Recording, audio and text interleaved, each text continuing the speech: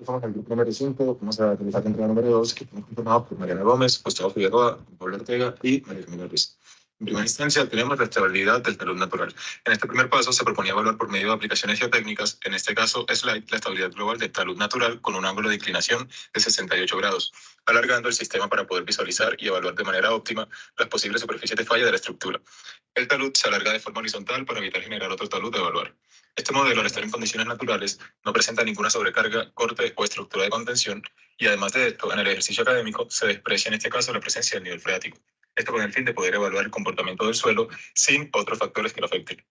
Esta estabilidad global se evalúa por medio de la revisión del factor de seguridad, donde si este factor da un resultado mayor o igual a 1.5, se podría concluir que en su estado natural ya es estable. Para poder realizar la evaluación y el slide, se tomaron desde la literatura los valores necesarios de gamma, cohesión y ángulo de fricción interna, donde estos a lo largo del trabajo se consideran en valores efectivos, los cuales se toman de la literatura que se relaciona frente a cada uno.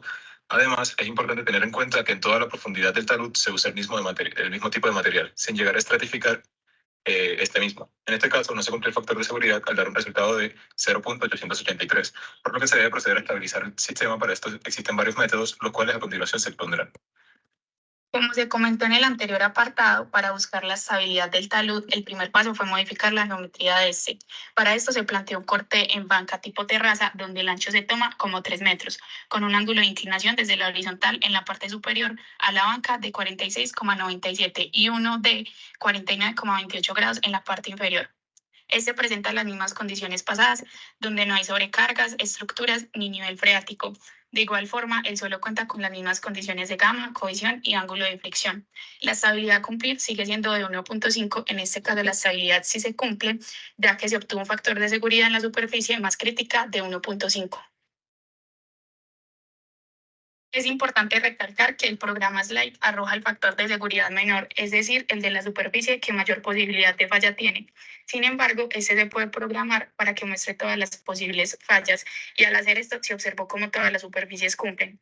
A partir de esta comparación, se logra concluir que a mayor pendiente el factor de seguridad es menor, por lo que la posibilidad de falla aumenta, teniendo que la pendiente en la parte inferior de la banca es del 116% y de la parte superior es del 107%.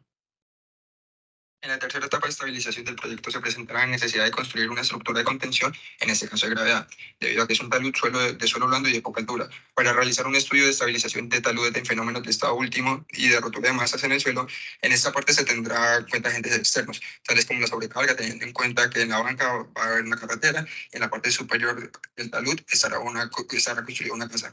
Además de esto, se debe considerar la presencia del nivel freático. Al tener un talud para poder realizar la estructura de contención, se deben hacer un lleno sobre el muro para poder realizar la vía. Este lleno se define un material según la literatura, donde se usa una arena degradada. Para poder realizar la estructura de contención, lo primero que se hace es un predimensionamiento de esta, donde se definen todos los valores en base a la altura del corte a banca y lo estipulado por la norma para su construcción. En todo el proceso de verificación de estabilidad se debe cumplir lo establecido por la norma. En base a las medidas estipuladas se debe verificar el muro de contención soporte las fuerzas del suelo sin llegar a la falla. Para esto se evalúa factor de seguridad por volcamiento, según la norma NSR 10, debe ser igual o mayor a 3. Para realizar este se calcularon primero las fuerzas de empuje, sobre las cuales se calculó la sumatoria de momentos activos. Luego se divide el sistema por zonas para obtener las fuerzas verticales en la estructura. En base a esto se obtuvo la sumatoria de momentos resistentes. Y por último, para el cálculo de factor de seguridad se divide el momento resistente sobre los activos. De esta forma se verifica que se cumplen todas las medidas iniciales del factor de seguridad de la norma. Luego se evalúa el factor de seguridad de traslación, el cual se define como la sumatoria de las fuerzas resultantes obtenidas por cada una de las zonas, adicionando el multiplicado por el coeficiente de rugosidad en el del concreto, en el suelo, obteniendo desde la literatura en NAFCAC DM7. Adicional a esto se debe sumar el efecto de cohesión del suelo en la base, sumando este valor por la longitud de la base. Todo esto en el fin de verificar que se cumpla la estabilidad de la estructura en cuanto a traslación, donde según la norma NSR 10 se debe tener en cuenta el resultado que es mayor o igual a 1.6. En este caso también se cumple al ser de 2.3. Para el cálculo de la capacidad portante, como primer paso se calcula la excentricidad, la cual según la norma debe ser menor a un sexto. En nuestro diseño esta cumple con un valor de 0,010. Posterior se calcula la capacidad portante del suelo, esta por medio de las fórmulas de Terzaghi. Para poder obtener el factor de seguridad de la capacidad portante, se calcula la carga máxima, la cual al dividir la capacidad portante del suelo debe arrojar un valor igual o mayor a 3 según la NSR 10. Se continúa con la evaluación de la estabilidad global del sistema. Esto se realiza a través del LAD. Para este cálculo, primero se debe evaluar la estabilidad en la etapa de construcción, donde se debe garantizar que en todo el transcurso de la construcción el talud no vaya a fallar.